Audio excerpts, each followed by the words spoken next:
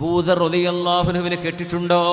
അബൂദറുൽ ഗിഫാരി, ഗിഫാർ ഗോത്രത്തിന്റെ നായകൻ. മൗലാന അബുൽ ഹസൻ അലി നദവി സാഹിബിന്റെ ഒരു വചനമുണ്ട്, ഇസ്ലാം വന്നില്ലായിരുന്നുവെങ്കിൽ അബൂദർ അറേബ്യ കണ്ട ഏറ്റവും വലിയ കൊള്ളക്കാരനായി മാറുമായിരുന്നത്രേ. അറേബ്യ കണ്ട ഏറ്റവും വലിയ കൊള്ളക്കാരനായി മാറുമായിരുന്നത്രേ.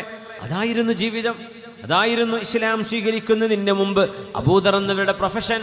പക്ഷേ എല്ലാം മാറി, പാവമായൊരു മനുഷ്യനായി മാറി. യംശീ വഹദഹ് വയഈശു വഹദഹ് വയമൂതു വഹദഹ് വയുബഅസു വഹദഹ്.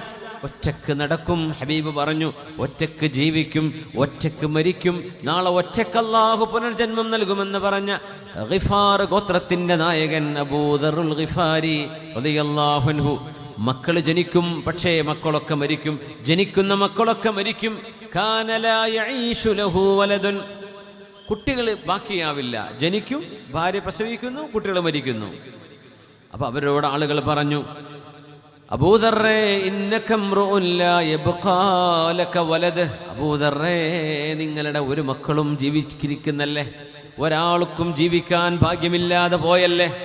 ഇത് പറഞ്ഞപ്പോ നമുക്കുണ്ടാകാം അങ്ങനെ അനുഭവങ്ങൾ. പ്രസവിക്കുന്നു, മരിച്ചു പോകുന്നു, പ്രസവത്തിൽ മരിക്കുന്നു, പ്രസവിച്ച് കഴിഞ്ഞിട്ട് മരിക്കുന്നു.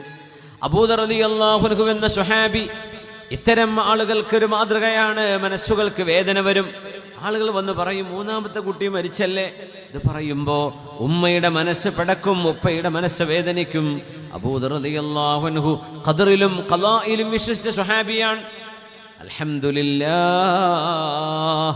എൻ്റെ റബ്ബിനാണ് എല്ലാ സ്തുതിയും. കുല്ലു ദാലിക ഫീ കിതാബ്.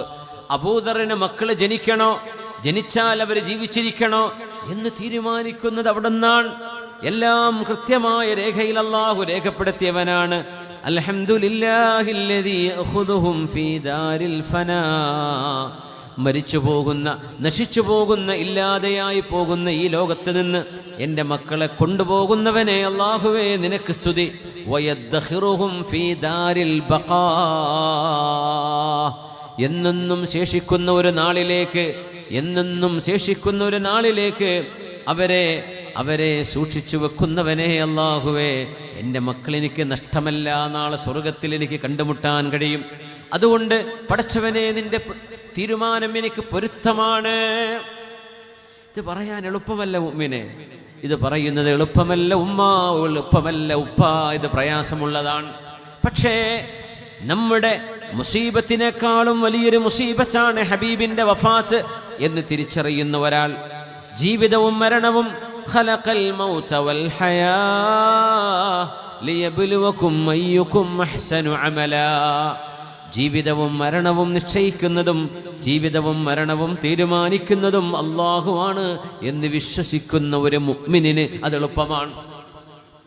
ജീവിതവും മരണവും എത്ര കാലം എങ്ങനെ ജീവിക്കുന്നു, എങ്ങനെ മരിക്കുന്നു, എല്ലാം തീരുമാനിക്കുന്ന റബ്ബിന് ഇത്, ആ റബ്ബിൽ വിശ്വസിക്കുന്ന ഒരാൾക്ക് ഇത് എളുപ്പമാണ്, അല്ലാത്തവർക്ക് പ്രയാസമാണ്.